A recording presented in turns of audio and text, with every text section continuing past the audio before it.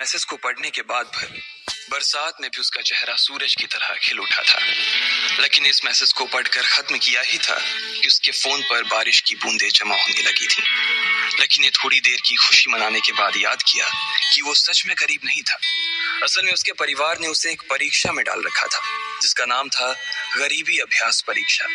इस परीक्षा के तहत लकी को अग्रवाल खानदान में उसके नाम की जमीन और जायदाद पर तभी हक मिलने वाला था जब वो इस परीक्षा को पास कर लेता। अचानक से उसे याद आया कि वो गरीब नहीं था बल्कि गरीब होने की परीक्षा दे रहा था। हालांकि परीक्षा देते देते उसे 8 बरस हो चुके थे, इसलिए उसे एहसास होने लगा था कि वो कभी परीक्षा को पास ही नहीं कर पाएगा और हमेशा हमेशा के लिए गरीब ही रह जाएगा। अच्छा हुआ चली गई, अब मिलना कभी। लकी ने होटल की तीसरी मंजिल की ओर देखा और पानी के अंदर ही अपना पैर पटक दिया। वो डिंपल को कोस रहा था। उसने अपनी मोटरसाइकिल उठाई और फिर से चमन मेडिकल स्टोर जाने के लिए मुड़ में लगा। अगले दिन जब लकी की आंख खुली तो वो सीधा उठा और तैयार होकर शहर के सबसे बड़े बैंक न्यू सिटी बैंक पहुंच गया। न्यू सिटी बैंक न सिर्फ शहर का सबसे बड़ा बैंक था बल्कि वो सबसे अमीर बैंक भी था। वहां पर शहर के सबसे अमीर लोगों के ही पैसे जमा किए जाते थे। लकी वहां पैसे को निकलवाने के लिए जा रहा था। New city bank south Delhi में बसा हुआ था और उसके दरवाजे के बाहर महंगी से महंगी गाड़ी खड़ी थी। भाई अब इसमें से कौन सी नई गाड़ी लेगा, लकी ने मन ही मन सोचा। उसे यकीन नहीं हो रहा था कि कल तक तो वो एक मोटरसाइकिल तक नहीं खरीद पा रहा था और आज वो एक कार, और वो भी इतनी महंगी कार खरीदने की सोच रहा था। फिर उसने अपनी नजर गाड़ी पर से हटाई और बैंक के अंदर जाने लगा। उसने देखा कि बाहर बहुत भीड़ थी और महंगे से महंगे कपड़े पहने लोग बैंक के अंदर जा रहे थे। कहाँ दवाओं की बदबू और कहाँ ये खुशबू। उसने एक बहुत ही गहरी सांस के अंदर ज्यादा से ज्यादा खुशबू को समेटने की कोशिश करते हुए अपने मन में सोचा। लेकिन अगले ही पल उसके मन में संकोच पैदा हो गया था। रातों रात लकी की किस्मत तो बदल गई थी लेकिन उसके कपड़े नहीं बदल पाए थे। इतने बड़े बैंक में वो वही कपड़े पहनकर आ गया था जो वो अक्सर अपने काम पर पहनकर जाता था। पैसे लेते ही ना सबसे पहले नए कपड़े खरीदने हैं, लकी ने अपने आप से कहा और फिर बैंक के अंदर दाखिल होने लगा। जैसे ही उसने दरवाजे को धक्का दिया उसे आवाज आई, आउच। लकी थोड़ा सा हड़बड़ी में दिखाई दे रहा था और इस जल्दबाजी के चक्कर में वो एक लंबे बाल वाली लड़की से जा टकराया था जो कि उसके बगल में ही चल रही थी। माफ करना, मैं आपको देख नहीं पाया, सॉरी। लकी ने तुरंत उससे हाथ जोड़कर माफी मांगते हुए कहा। उस लड़की ने इतने अच्छे कपड़े पहन रखे थे कि उसे देखकर ही लग रहा था कि वो किसी अमीर घराने की लड़की थी, इसलिए सॉरी बोलते वक्त ना चाहते हुए भी लकी के हाथ उसके सामने जुड़ गए थे। लेकिन जब उस लड़की ने लकी के कपड़े और उसके हुलिये को देखा तो उसने अपनी नाक भौं सिकोड़ ली। वो लगभग हर रोज इस बैंक में आया और जाया करती थी लेकिन उसने आज तक इस बैंक के अंदर लकी जैसे फटीचर आदमी को घुसते हुए नहीं देखा था। उसके बालों में से आंवले के तेल की गंध आ रही थी। उसने गुस्से भरी नजरों से लकी की ओर देखा और बोली, क्यों नहीं देख पाए? मैं क्या ट्रांसपेरेंट हूँ? तुम्हें इतनी बड़ी लड़की दिखाई नहीं देती? इससे पहले कि बात आगे बढ़ती उस लड़की ने देखा कि इस बैंक की मैनेजर यास्मीन पटेल उन दोनों की ओर बढ़ी चली आ रही है।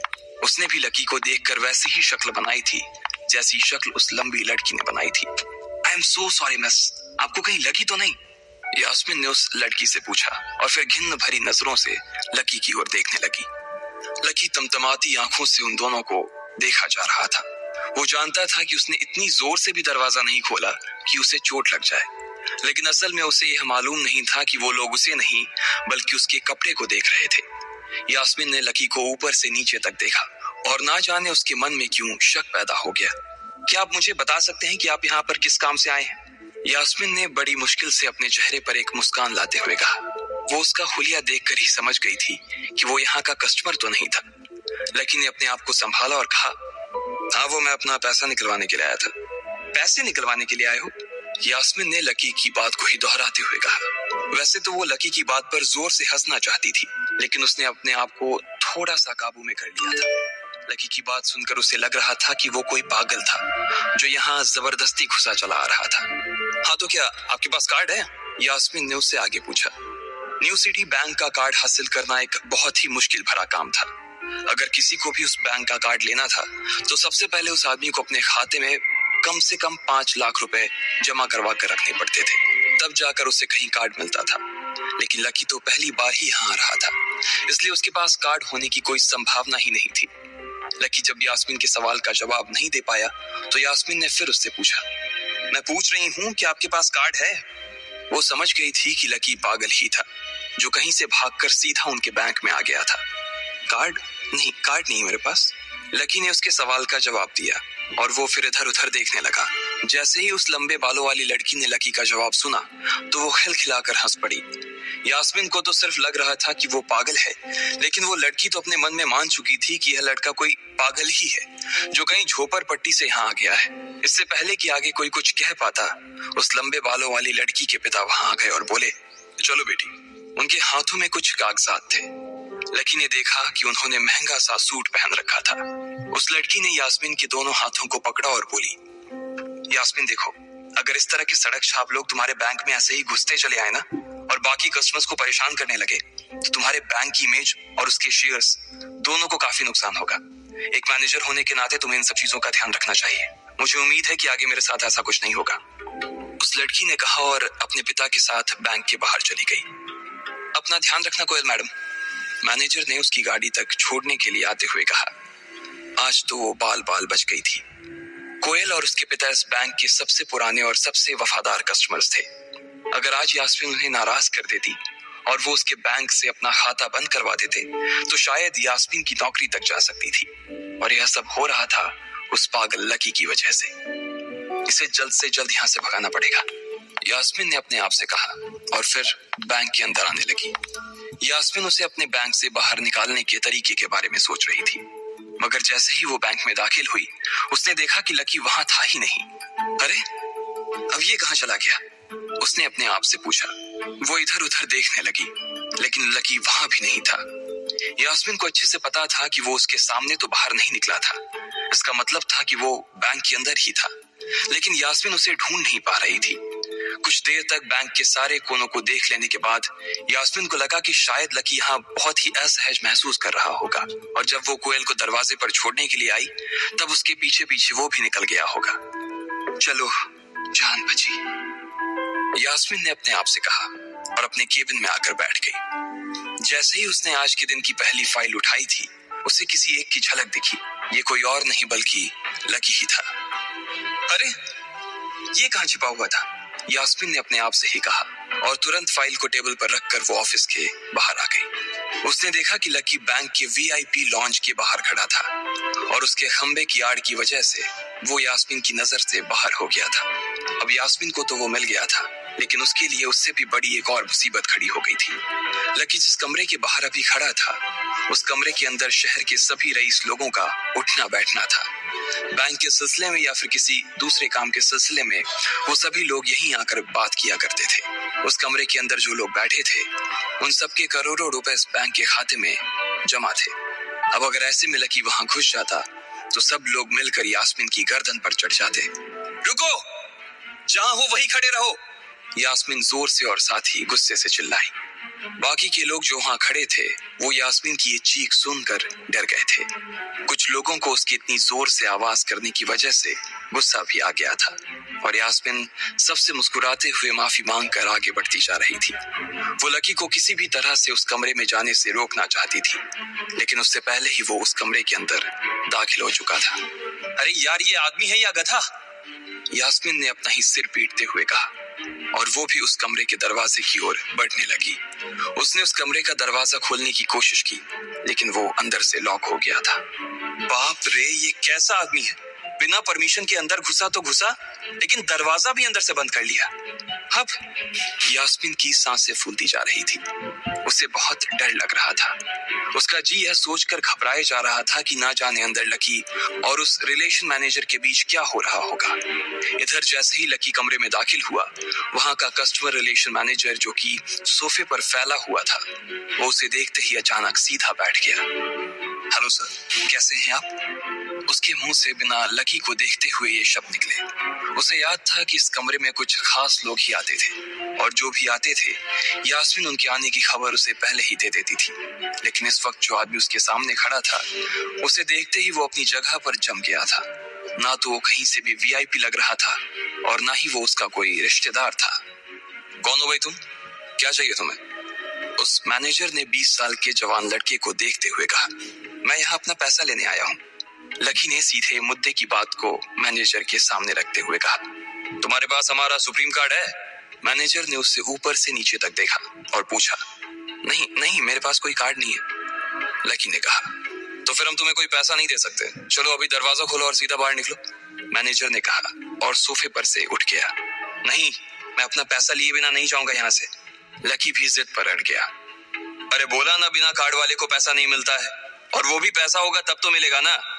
मैनेजर ने उसके करीब आते हुए कहा, अरे पैसा है तभी तो निकालने आया हूँ सर। लकी ने कहा, देख फालतू की बहस मत कर सुबह सुबह, वरना मैं सिक्योरिटी को बुला लूंगा तो वो लोग मार मार कर बाहर निकालेंगे तुझे।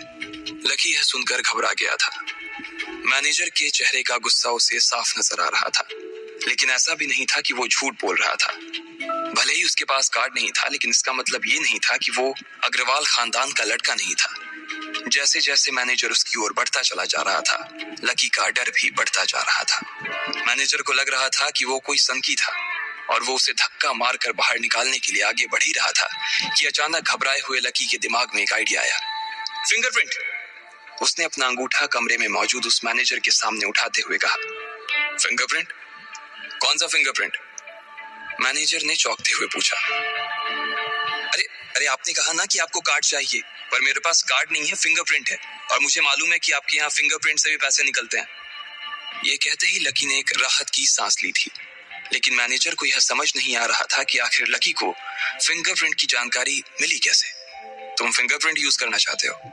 मैनेजर ने लकी को घूरते हुए पूछा। लकी की शक्ल और उसका हुलिया मैनेजर के लिए उसकी बातों से मेल नहीं खा रहा था। हाँ, मैं फिंगरप्रिंट यूज करना चाहता हूँ सर, लकी ने सीना चौड़ा करते हुए कहा। उसे इस तरह देख तो मैनेजर और भी कंफ्यूज हो गया था।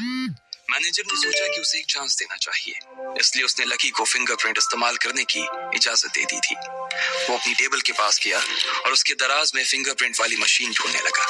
2-3 ड्रॉर में झांकने के बाद आखिरकार उसे वो मशीन मिल गई थी। चुपचाप यहाँ पर अपना अंगूठा लगाओ, मैनेजर ने मशीन को आगे बढ़ाते हुए लकी से कहा। लकी ने अपनी फटी हुई पैंट के पिछले हिस्से में अपना अंगूठा पोंछा और फिर उस मशीन पर लगा दिया। 2 सेकंड बाद मशीन में से एक आवाज आने लगी। उसके अंदर एक लाल बत्ती चल रही थी और वो जोर जोर से बीप कर रही थी। देखा, तुम्हारा फिंगरप्रिंट मैच नहीं कर रहा है। मैंने पहले ही बोला था कि कोई खाता नहीं है इस बैंक में तुम्हारा। मैनेजर ने लकी को ऐसे देखा जैसे वो कोई बड़ा अपराधी था। मैनेजर उसकी पैंट की ओर देखने लगा। उसे लग रहा था कि लकी ने अपनी जेब में कोई हथियार छुपा रखा था और वो मैनेजर को बेवकूफ बना रहा था। इससे पहले कि लकी अपनी जेब से कोई बंदूक या बम निकालता, मैनेजर ने अपना फोन निकाला और पुलिस का नंबर लगाने लगा। लकी ने उसकी स्क्रीन पर देख लिया था कि वो 100 नंबर पर फोन लगा रहा था। लकी बुरी तरह से घबरा गया था। वो बहुत ही उत्साह और जोश में अंदर तक तो चला गया था, लेकिन उसे मालूम नहीं था कि वो इतनी बड़ी मुसीबत में फंसने वाला है। अब आगे क्या होने वाला था? क्या लकी उसे पुलिस को बुलाने से रोक पाता? कहीं उसे कोई फेक मैसेज तो नहीं आया था? लकी कैसे इन मुसीबत से बाहर निकलेगा? आपको क्या लगता है, क्या होंगे इन सभी सवालों के जवाब? कमेंट बॉक्स में कमेंट करके जरूर बताएं, और सभी सवालों के जवाब को जानने के लिए सुनते रहिए। तो कार्टून में दोस्तों एक बात कहना चाह रहा हूँ, ताकि देखिए स्टोरी में आप लोग बोर हो जाते हैं, इसलिए मैंने सीन मोटू पतलू का डाल दिया ताकि आप लोग को कोई दिक्कत ना हो। अच्छे से देखो और लाइक करो, और हाँ, वीडियो बने रहो। रात का घना अंधेरा और क्लब की चमकती हुई लाइट्स एक शानदार नजारा दिखा रही थी। टीना अपनी ही बैचलर पार्टी से निकल रही थी। ये बैचलर पार्टी उसने अपने दोस्तों को अचानक से इसीलिए दी थी क्योंकि ये उसकी बैचलर जिंदगी की आखिरी रात थी, क्योंकि कल वो शादी करने जा रही थी। टीना खूबसूरती की मलिका और अपनी 0 फिगर से लड़कियों को कॉम्प्लेक्स देने वाली एक नायाब परी सी दिख रही थी। भगवान ने भी शायद उसे पूरी फुर्सत में बनाया होगा। मॉडलिंग की फील्ड में भी उसके लुक्स बाकी मॉडल्स को नीचा दिखाते थे। शादी की खुशी और दोस्तों की संगति में आज टीना ने कुछ ज्यादा ही ड्रिंक कर ली थी और वो नशे के कारण लड़खड़ा रही थी। अच्छा था कि प्रणय ही उसे लेकर निकला था और उसका होने वाला पति होने के नाते टीना को अपार्टमेंट में ले जाकर बेड पर लिटाने में उसे ज्यादा प्रॉब्लम नहीं हुई थी। जल्द ही टीना नींद के आगोश में डूब गई थी। टीना ने अपनी पलकें खोलने की कोशिश की। उसकी भारी हो रही पलकों को खोलने की कोशिश करते हुए उसने आसपास के माहौल को समझने की कोशिश की। आंखें खोलने के बाद तो जैसे उसे कुछ समझ ही नहीं आ रहा था, लेकिन उस मध्यम रोशनी में अपनी आधी खोली पलकों से देखने के बाद उसे समझ आया कि वो प्रणय के अपार्टमेंट में है। उसको सब याद आने लगा, उसका दोस्तों के साथ कुछ ज्यादा ही ड्रिंक कर लेना और प्रणय का उसे लड़खड़ाती हालत में यहाँ लेकर आना, सब कुछ। क्या इसलिए प्रणय उसे अपने अपार्टमेंट में लेकर आया था? शरारत भरी मुस्कान के साथ सोचते हुए टीना ने कमरे में उस आवाज के सोर्स को ढूंढने के लिए नजरें दौड़ाई जिनके कारण उसकी नींद खुली थी। मध्यम लाइट के नीचे उसे एक लड़का और लड़की पैशन के साथ किस करते हुए दिखे। ये देखकर मानो जैसे टीना पर बिजली ही गिर गई। उन दोनों को इस तरह देखते ही उसे शौक से मानो लकवा ही मार गया। टीना उन दोनों को शौक से देख रही थी जब वो दोनों एक दूसरे में खोकर पैशन के साथ किस कर रहे थे। प्रणय के हाथ यूसुफा की कमर पर यूं लिपटे थे मानो वो उसे छोड़ेगा ही नहीं। प्रणय, हाँ वो ही प्रणय था जो कल उससे शादी करने वाला था। और यूसुफा, वो कोई और नहीं बल्कि उसकी वो कलीग थी जिसके लिए उसने बहुत कुछ किया था। ये सब देखकर उसका दिल मानो धड़कना ही भूल गया था। क्या ये सच में प्रणय है? टीना को कमरा घूमता हुआ सा लग रहा था। बस भी करो, टीना जाग जाएगी, प्रणय यूसुफा से बोला। यूसुफा ने उसे और टाइट हग करते हुए कहा, वो कल से तुम्हारी वाइफ बनेगी और आज से ही तुम उससे डर रहे हो। प्रणय उसको रेसिस्ट नहीं कर पा रहा था। वो उसके करीब आता हुआ बोला, डार्लिंग हम दूसरे कमरे में चलते हैं, टीना जाग गई तो इशू हो जाएगा। उसकी मदहोशी बढ़ती ही जा रही थी। वो दोनों एक दूसरे में खोते हुए वहां से चले गए और बेड पर लेटी टीना उन दोनों को एक दूसरे में खोया हुआ देख नहीं पाई और उसने अपनी आंखें बंद कर ली। भले ही टीना की आंखें बंद थी लेकिन उसके कान खुले हुए थे और उन दोनों की तेज सांसों से लेकर वो उनकी हर बात सुन पा रही थी। जब यूसुफा की आवाज उसके कानों से टकराई, नहीं प्रणय, मैं ये नहीं करना चाहती हूँ उसके सामने। उन दोनों के होठों के मिलने से आ रही आवाज वो सहन नहीं कर पाई और उसने आंखें खोलकर देखने का साहस किया तो पाया यूसुफा प्रणय के कपड़ों को उसके शरीर से दूर कर रही थी। ये उसकी सहन शक्ति के बाहर था। ये सब देखकर उसको पता ही नहीं चला कि कब उसकी आंखें झलक पड़ी। प्रणय, जो कि कल सुबह उससे शादी करने वाला था, वो उसके साथ इतना बड़ा धोखा कैसे कर सकता था? और यूसुफा, कैसे यूसुफा उसके सामने ही प्रणय के साथ हम बिस्तर होना चाहती थी? वो उसके साथ ऐसा कैसे कर सकती थी?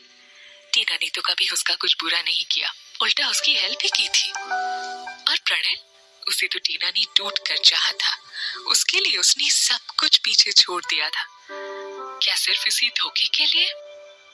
उसका दिल एकदम टूट सा गया था।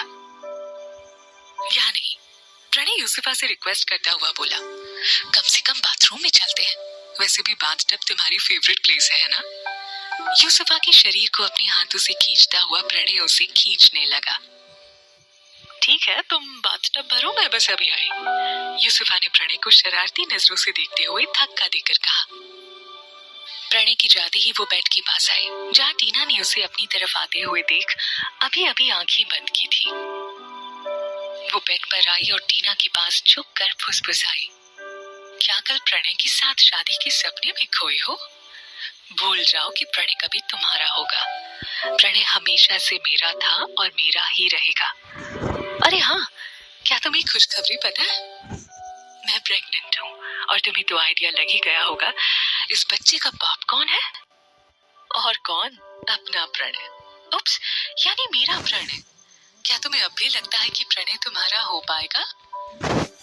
यूसुफा अपने अंदर के गुस्से को दबाने के लिए दांत पीस रही थी, लेकिन उसकी बातों में जहरीली हंसी मिली हुई सी लग रही थी, जैसे वो टीना को अपनी बातों से ही मार डालना चाहती हो।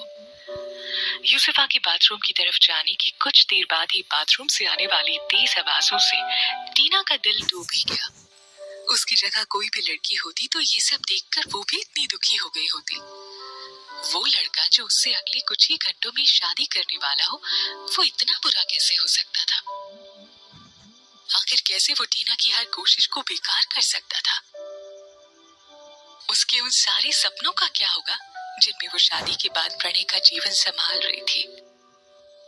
उन दोनों के बच्चे हो रहे थे और जीवन में खुशी के पल आ रहे थे, लेकिन अब तो वो सब एक चुटकी में धूल में मिल गए थे।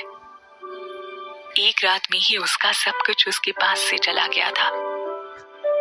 3 साल पहले वो इंडस्ट्री की टॉप मॉडल थी, लेकिन उसने अपनी कॉन्ट्रैक्ट्स, अपना प्लेस सब यूसुफा को दे डाला, वो भी प्रणय के एक बार कहने पर ही। आज वही यूसुफा उससे प्रणय को भी छीन चुकी थी। पर प्रणय, वो उसके साथ इतना बड़ा धोखा कैसे कर सकता था? टीना को कुछ समझ ही नहीं आ रहा था। उसकी 2 सबसे बड़ी गलतियां जिन्होंने उसे इस सिचुएशन में पहुंचाया था, वो थी सबको अपनी तरह अच्छा समझना, और उससे भी बड़ी गलती थी आंख मूंद कर प्रणय पर विश्वास करना। लेकिन अब नहीं, अब वो स्वयं को ऐसे हर्ट नहीं होने देगी। लेकिन वो अब कर भी क्या सकती थी? नहीं, ये सच नहीं हो सकता, टीना ने अपने आप से कहा। ये सब सपना है, जब नींद खुलेगी तो ये सब उसके दिमाग से गायब हो चुका होगा। ये सोचते सोचते उसकी आंख लग गई। सुबह जब उसकी नींद खुली तो उसे सब कुछ याद आ गया, लेकिन प्रणय के लिए उसका प्यार उसे ये बात मानने नहीं दे सकता था। उसने सोचा कि उसने बहुत ज्यादा नशे में होने के कारण ये उल्टा सपना देखा है, लेकिन यूसुफा का चैलेंजिंग चेहरा बार बार उसके सामने आ रहा था, और उसके कहे वो शब्द टीना के मन में घूम रहे थे। क्या तुम्हें अब भी लगता है प्रणय तुम्हारा हो पाएगा? टीना बाथरूम से नहाकर निकली, तभी दूसरे कमरे से प्रणय आता हुआ दिखा। टीना ने सिल्क की शानदार साड़ी पहन रखी थी, जिसमें वो एकदम देवी जैसी लग रही थी। उसे देखते हुए प्रणय के चेहरे के रंग आते जाते से लगे, और एक गिल्ट भरी मुस्कान उसके चेहरे पर छाई हुई थी। ऐसा लग रहा था जैसे कल रात कुछ हुआ ही ना हो। तुम बहुत प्यारी लग रही हो, अब तो मुझसे इंतजार ही नहीं हो रहा है टीना, प्रणय उसको देखते हुए बोला। यूसुफा कुछ तो करेगी, लेकिन क्या? ये समझने का प्रयास करती टीना जल्दी ही तैयार हुई और प्रणय के साथ रजिस्ट्रेशन ऑफिस के लिए निकल पड़ी। लेकिन तभी प्रणय का फोन बजा और स्क्रीन पर यूसुफा का नाम फ्लैश हुआ। प्रणय ने तुरंत कॉल रिसीव की, तभी उसे दूसरी तरफ से आवाज सुनाई दी। प्रणय, मैं बाथरूम से फिसल गई हूँ और बहुत दर्द हो रहा है, मैं हिल भी नहीं पा रही हूँ, प्लीज जल्दी आ जाओ। ये सुनकर प्रणय परेशान हो उठा। उसने टीना को रजिस्ट्रेशन ऑफिस पहुंचने को कहा और खुद यूसुफा के अपार्टमेंट के लिए निकल गया। टीना, जो ये मानकर खुश थी कि कुछ ही समय में वो शादी करने जा रही है, लेकिन उसके लिए ये शौक बहुत ही डिफिकल्ट था। क्या हुआ? उसने कुछ देर में कॉल करके प्रणय से पूछा। कितनी देर में आ रहे हो तुम? यूसुफा के पैर में चोट लग गई है, मैं उसे हॉस्पिटल लेकर जा रहा हूँ, प्रणय परेशानी भरी आवाज में बोला। अभी सिचुएशन सही नहीं है, आई थिंक हमें शादी किसी और दिन करनी होगी। टीना आश्चर्य में पड़ गई। किसी और के लिए वो अपनी शादी तक छोड़ रहा है? मतलब यही है कि प्रणय के लिए उसकी अहमियत यूसुफा से कम है। टीना फोन करने से पहले 2 घंटे इंतजार कर चुकी थी। किसी और दिन? उसका कोई चांस ही नहीं, टीना ने झुंझलाते हुए खुद से कहा। वो बहुत उदास हो गई थी, उसे बहुत दुख हो रहा था। वो जैसे ही घर जाने के लिए निकलने को हुई कि तभी उसकी नजर एक हैंडसम लड़के पर पड़ी। उस लंबे और हैंडसम लड़के ने नीले रंग का शर्ट और ब्लैक पैंट पहन रखी थी, जिसमें उसका शानदार व्यक्तित्व और खिलकर नजर आ रहा था। वो किसी हीरो से कम नहीं लग रहा था। अचानक टीना शॉक में पड़ गई, क्योंकि वो शख्स कोई और नहीं, रणविजय रावत था, RR एंटरटेनमेंट का CEO। टीना जब फेमस थी तब एक बार उससे किसी अवार्ड फंक्शन में मिली थी। इस इंडस्ट्री में ऐसा कोई नहीं था जो इस इंडस्ट्री के किंग को ना जानता हो। वो यहाँ क्यों आया होगा? अभी टीना के मन में ये चल ही रहा था कि तभी रणविजय का असिस्टेंट उसके पास आया और उसकी आवाज टीना को सुनाई देने लगी। सर, रूही फोन नहीं उठा रही है और ना ही वो अभी तक यहाँ आई है। रणविजय के चेहरे पर कुछ परेशानी सी दिखाई देने लगी, लेकिन उसकी आवाज में एटीट्यूड साफ झलक रहा था। उसे कांटेक्ट करो और कहो कि अगर वो 10 मिनट में यहाँ नहीं आई तो उसे आने की कोई जरूरत नहीं है। असिस्टेंट हिचकिचाया, फिर उसने रणविजय को कहा, सर एक्चुअली उसने मैसेज किया है कि वो जिस लड़की से प्यार करती है वो उसके साथ जा रही है और वो आपसे शादी नहीं करना चाहती। रणवीर ये सब सुनकर बोला, हाँ कोई बात नहीं, इट्स हर लॉस। रणवीर गुर्राया, तुम्हारे पास आधा घंटा है, कोई भी लड़की ढूंढ कर लाओ, शादी तो मैं आज ही करूंगा। असिस्टेंट ये सुनकर चक्कर में आ गया। आधे घंटे में लड़की को ढूंढना और उसे रणवीर से शादी करने के लिए तैयार करना बहुत मुश्किल काम था, लेकिन उनके पास और कोई ऑप्शन भी तो नहीं है। अपनी चक्कर खाते मन में ये सोचते हुए वो जल्दी से फोन पर किसी का नंबर मिलाने लगा। रणवीर भले ही एंटरटेनमेंट इंडस्ट्री का किंग था, उसके आगे बड़े बड़े मॉडल्स, एक्टर्स, प्रभावशाली लोग सब झुके हुए से नजर आते थे, लेकिन इस सिचुएशन में वो भी थोड़ा परेशान दिख रहा था। उसके परिवार का उस पर लगातार दबाव बना हुआ था कि वो शादी कर ले, यहाँ तक कि एक अमीर परिवार की लड़की से शादी के लिए वो उसे बहुत फोर्स कर रहे थे। रणवीर को जितना अपने काम से प्यार था, उसका 1% भी किसी लड़की से नहीं था। वैसे भी वो अपने परिवार द्वारा पसंद की गई लड़की से शादी नहीं करना चाहता था, इसीलिए उसने अपने असिस्टेंट की हेल्प से एक लड़की से शादी करने का प्लान किया था। उसे बिल्कुल भी आइडिया नहीं था कि उसका प्लान ऐसे फेल हो जाएगा। रणवीर की पोजीशन और इंडस्ट्री में इस पोजीशन के कारण हजारों लड़कियां उसके पीछे पागल थी और उसके एक इशारे पर पिच जाने को तैयार हो जाती, हजारों झूठ बोलने को तैयार हो जाती। अचानक वहां खड़ी टीना के मन में एक आइडिया आया और उसने आगे बढ़कर उस आइडिया को पूरा करने का निर्णय किया। वो अचानक रणवीर के सामने पहुंची और बोली, हेलो रणवीर जी, आप जिस लड़की से शादी करने आए हैं वो यहाँ नहीं आई, और मैं जिस लड़की से शादी करने वाली थी वो भी यहाँ नहीं आया है। हम दोनों की सिचुएशन सेम ही है, फिर क्यों ना हम दोनों आपस में शादी कर लें? रणवीर का असिस्टेंट ये सुनकर शॉक हो गया। इस लड़की के अंदर इतनी हिम्मत कहां से आई? ऐसा सोचते हुए उसके पैर जैसे वहीं जम गए। रणवीर एक सेकंड के लिए हड़बड़ाया और फिर होश में वापस आकर बोला, तो तुम कह रहे हो क्या हम शादी कर सकते हैं? उसने अपनी ग्लासेस उतार दी और टीना को ऊपर से नीचे तक देखने लगा, मानो अपनी आंखों से उसका एक्सरे कर रहा हो। 1 मिनट बाद उसने अपने असिस्टेंट को बुलाया और कहा, मुझे इस लड़की की सारी डिटेल्स चाहिए 1 मिनट के अंदर। उसका असिस्टेंट टीना को पहचानता था। उसने तुरंत ही गूगल सर्च किया और सारी फाइंडिंग्स रणवीर को दिखाई। सारी डिटेल्स पढ़ने के बाद रणवीर ने अपने होंठ को काटते हुए कहा, लेट्स गेट मैरिड। प्रणय ने उसके प्यार का ऐसे मजाक उड़ाया था जिससे टीना बहुत दुखी थी। बाकी लड़कियों की तरह टीना खुद को कमजोर और इमोशनल नहीं समझती थी, पर प्रणय के धोखे से वो टूट सी गई थी। हालांकि उसके धोखे ने उसे एक ऐसी अपॉर्चुनिटी दी थी जिससे वो प्रणय से बदला ले सकती थी, वो भी एक नए तरीके से। उन दोनों का मैरिज प्रोसीजर बहुत जल्दी निपट गया। आधे घंटे में ही उसे रणवीर की पत्नी घोषित कर दिया गया। अगले 20 मिनट में उनके हाथ में उनका मैरिज सर्टिफिकेट था। अब टीना ऑफिशियली टीना रणवीर रावत बन चुकी थी। क्या मैं अकेले में आपसे बात कर सकती हूँ?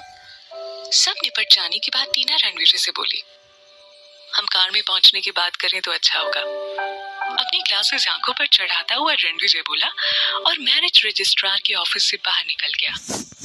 टीना जल्दी जल्दी उसके पीछे गई और बाहर खड़ी शानदार रोल्स रॉयस में बैठ गई। इससे पहले कि वो कुछ कहती, रणवीर उसकी ओर घूमा और बोला, थैंक यू फॉर मैरिंग मी। गहरी सांस छोड़ते हुए उसने कहना जारी रखा, इसके बदले तुम्हें जो भी चाहिए वो तुम बता सकती हो सकता है मैं वो तुरंत ही अरेंज करवा दूं। मुझे कुछ भी नहीं चाहिए, टीना हिचकिचाते हुए बोली, बस मेरी 2 शर्तें हैं और मुझे लगता है आप उनमें मेरा साथ देंगे। रणवीर कुछ शांति के साथ कार में आराम से बैठते हुए बोला, बेहिचक कहो क्या शर्तें हैं? पहली शर्त तो ये है कि जब तक ऐसी सिचुएशन ना आ जाए कि आपको बताना ही पड़े, तब तक प्लीज आप हमारी शादी को पब्लिक नहीं करेंगे। टीना होठ जबाती हुई सी बोली, और दूसरी बात यह है कि आप मेरे पर्सनल मैटर में दखल नहीं देंगे। चिंता मत करिए रणवीर जी। रणवीर को परेशान होता देख टीना बोली, आप आज से मेरे पति हैं और आप मेरे साथ रहें या नहीं, लेकिन मैं ऐसा कोई काम नहीं करूंगी जिससे हमारे रिश्ते में कोई प्रॉब्लम आए, चाहे वो किसी और आदमी के पास जाने की बात ही क्यों ना हो। रणवीर उसकी बात सुनकर मुस्कुराया और कार का एसी ऑन करता हुआ बोला, तुम्हारे पास 6 महीने का वक्त है। तब तक तुम अपने सारे पर्सनल मैटर निपटा सकते हो। मैं तुम्हें तंग नहीं करूंगा। उसके बाद हम इस शादी का अनाउंसमेंट सबके सामने करेंगे और एक ग्रैंड मैनर में रीति रिवाजों के साथ शादी करेंगे। थैंक्स, टीना खुश होते हुए बोली। टीना भी यही चाहती थी। लेकिन क्योंकि अब हम शादीशुदा हैं, हम अकेले नहीं रहेंगे। तुम बिना इन्फॉर्म किए कहीं भी नहीं जाओगी और तुम्हारे पास 3 दिन है। तब तक तुम्हें जो भी साथ लेकर आना है ले आओ, रणविजय ने टीना से कहा। हालांकि वो दोनों शादीशुदा थी, फिर भी रणविजय की ऐसी बात टीना को जस्टिफाइड लगी और उसने बिना वक्त गवाए कहा, ओके। जब दोनों ने एक दूसरे की शर्तें स्वीकार कर ली तो टीना कार से उतरी और एक तरफ बढ़ गई। कार में फैले सन्नाटे को तोड़ते हुए ड्राइवर सीट पर बैठे रणविजय के असिस्टेंट ने कहा, अब आप क्या करना चाहेंगे सर? अब आप ऑफिस जाएंगे या आप अपने बंगले पर चलकर अपने परिवार को इस शादी के बारे में बताना चाहेंगे?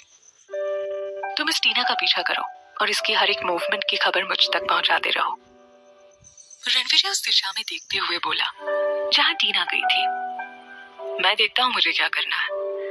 इतना बोलकर वो कार से उतर गया।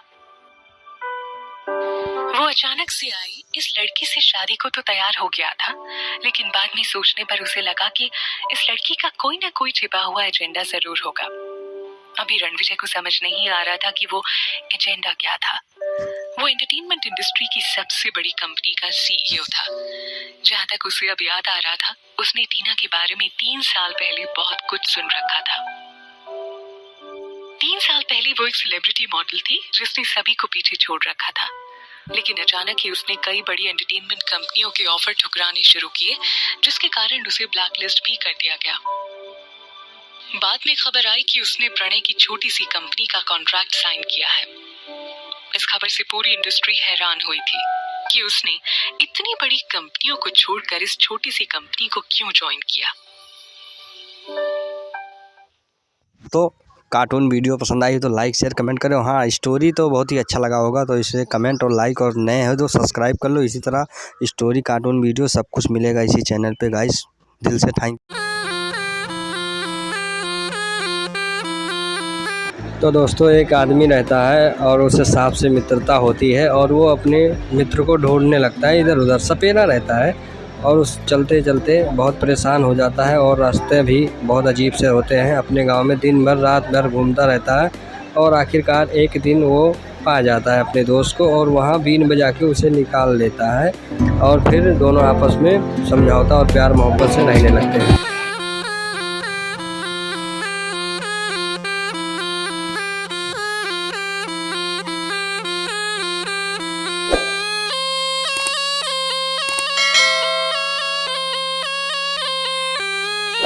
के वीडियो में बस इतना ही। वीडियो पसंद आए हो तो लाइक शेयर और कमेंट करना ना भूले, और हाँ, सब्सक्राइब करना ना भूले गाइस। बहुत मेहनत के बाद एक कार्टून वीडियो बनता है।